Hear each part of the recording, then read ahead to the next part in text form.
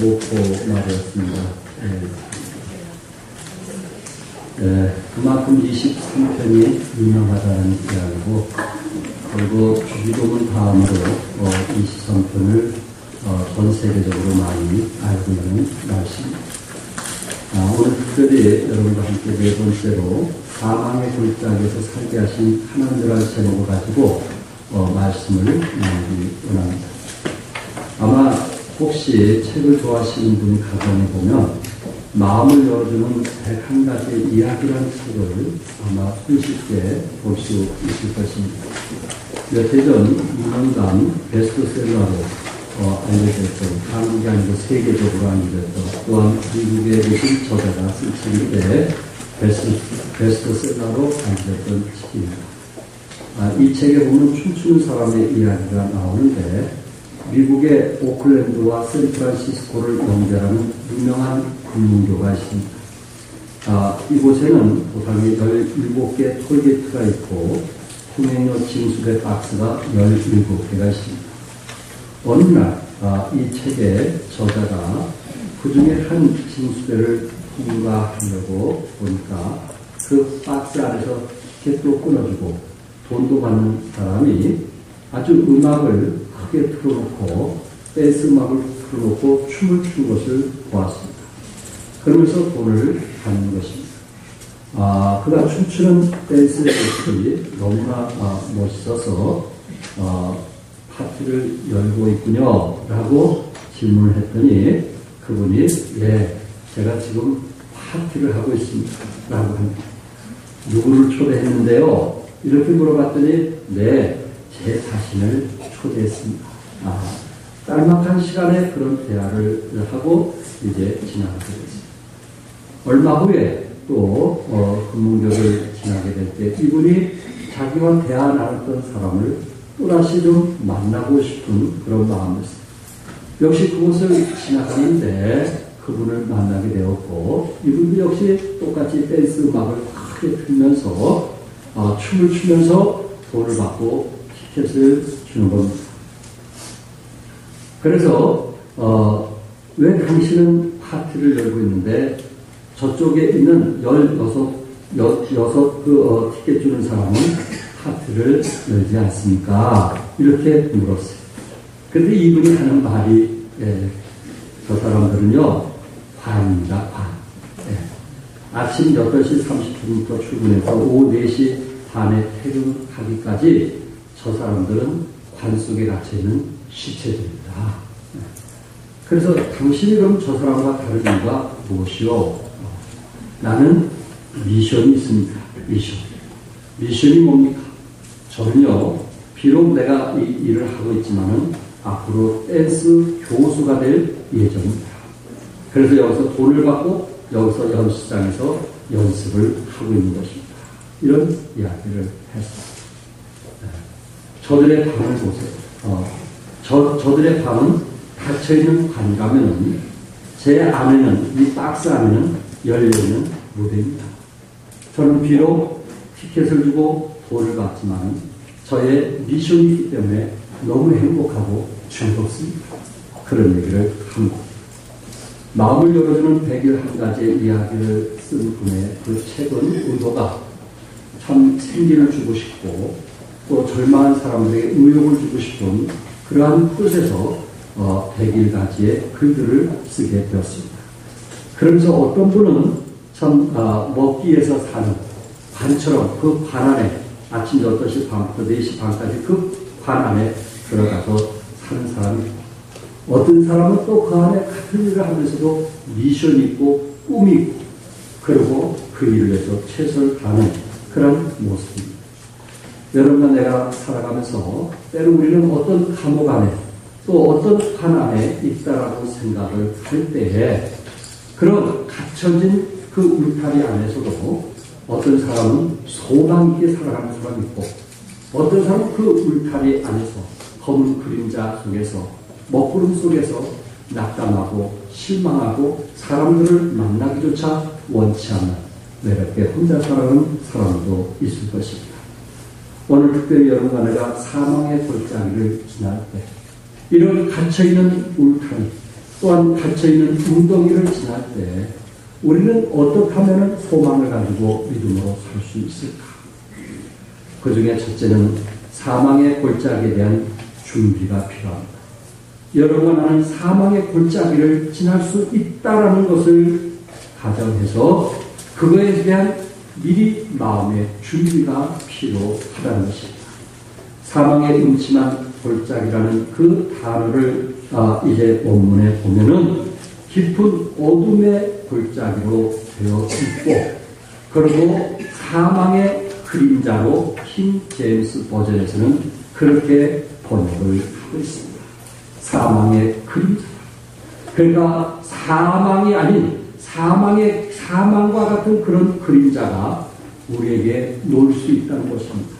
다른 사람은 그 사람 볼 때 편하게 생각하고 잘 사는 것처럼 생각되고 모든 것이 윤택하다고 생각하는데 본인 당사자는 왠지 어떤 운동에 빠져서 도저히 헤어나올 수 없는, 감당할 수 없는, 눈물로 살아가는, 밤잠을 이루지 못하는 그런 사망의 그림자 속에 살아갈 수 있다는 것입니다. 여기에 다윗은 자신이 목자의 경험을 해봤고 또한 양을 끌고 이제 푸른 초장과 또한 잔잔한 물가로 인도할 때 늘 사망의 골짜기를 지나가는 것이 그의 삶이었기 때문에 양들을 비유하면서 사망의 음침한 골짜기를 표현을 하고 있습니다. 팔레스타인에 가보면은 예루살렘에서 사해로 내려가는 그 유대 광야 같은 곳에는 대부분 앞이 보이지 않고 가파른 골짜기들이 도처에 기다리고 있다고 합니다. 이 지역을 지나서 양들에게 푸른 초장으로 인도하게 되는데 그 수많은 양들을 이끌어가는 것입니다. 한 계곡의 길이는 무려 약 7km, 20미가 좀 못되는 그런 깊은 계곡을 지나면 되고 양쪽 협곡의 높이는 450m 이상의 높이가 되고 바닥의 폭은 3m에서 4m나 되기도 한다고 합니다. 때로는 그 바닥은 많은 경우 비로 침식되어 수령을 이루기도 한다고 합니다. 그래서 어떤 양이 발을 잘못 디디어 미끄러지면 이런 무서운 협곡에 떨어져 죽음의 공포와 싸워야 합니다. 그런 것을 다윗은 너무나 잘 알고 있습니다. 왜? 그것이 자신의 삶이기 때문에, 양들을 키우면서 그것은 당연히 해야 될 일이기 때문에 너무나 잘 알고 있으면서 사망의 음침한 골짜기로 표현을 했던 것입니다. 목자가 양을 데리고 푸른 초장과 실만한 물가로 인도하는 그 여행은 결코 쉬운 일은 아닐 것입니다. 늦 여름쯤이면 멀고 먼 높은 산간 목장에 도달해야 되고, 그리고 가을이 오고 겨울이 오면은 양들은 저들의 고향 목장으로 다시 되돌아오는 일을 해마다 다윗은 그 일을 했습니다. 때로 그 일을 하면서 야산을 통과를 할 때도 있고, 시내를 건너야만 할 때도 있고, 험한 골짜기를 지나야만 될 때도 있고, 높은 산들을 양을 이끌고 가야만 될 때도 있었습니다. 이런 여행 속에 수많은 위험이 딸기 마른 독성이 강한 식물을 먹고 양들이 이제 죽는 경우도 있고, 냉수의 습격을 당해서 죽는 경우도 있고, 폭풍과 산사태가 일어나서 죽는 경우도 있고, 신의 범람과 이런 항상 위험한 일들이 따르면서 양들이 죽는, 그래서 목자는 양을 죽이지 않으려고 양들이 위험에 처하지 않기 위해서 푸른 초장과 또한 실만한 물가에 가서 쉼을 얻게 하고, 또한 건강하고 살찐 양들을 자기 고향으로 인도한 일에 최선을 다하고 있는 것입니다. 어떻게 보면 성경은 우리의 양을 여러분과 나로 표현을 했습니다. 어떻게 보면 하나님을 떠난 사람들, 믿음을 떠난 사람들, 말씀을 떠난 사람들은 사망의 골짜기에서 보호를 받을 수 없는 것을 표현을 했습니다. 사망의 음침한 골짜기는 푸른 초장과 실만한 물과는 대조가 되는 것입니다. 예수 그리스도의 품 안을 떠난 것은 청길 낭떠러지요 위태한 골짜기에 서 있는 것과 같습니다. 지혜로운 목자들은 양떼들의 긴 여름 여행이 시작되기 전에 이 여행의 양들을 적응시키게 하는 운동을 시작한다고 합니다. 양들은 대체적으로 한 장소에 도착되고 머물기를 좋아한다고 합니다. 그래서 이 양들을 이 험난한 골짜기를 지나서 푸른 초장으로 인도하기 위해서는 운동이 필요하기 때문에 떠날 쯤 이제 어느 정도의 시간을 가지고 양들을 때로 1km, 2km 이렇게 해서 운동을 시킴을 통해서 양에게 스스로 우리 목자가 나를 푸른 초장으로 인도하기 위해서 지금 워밍업을 하고 있구나 하는 것을 느끼도록 한다는 것입니다.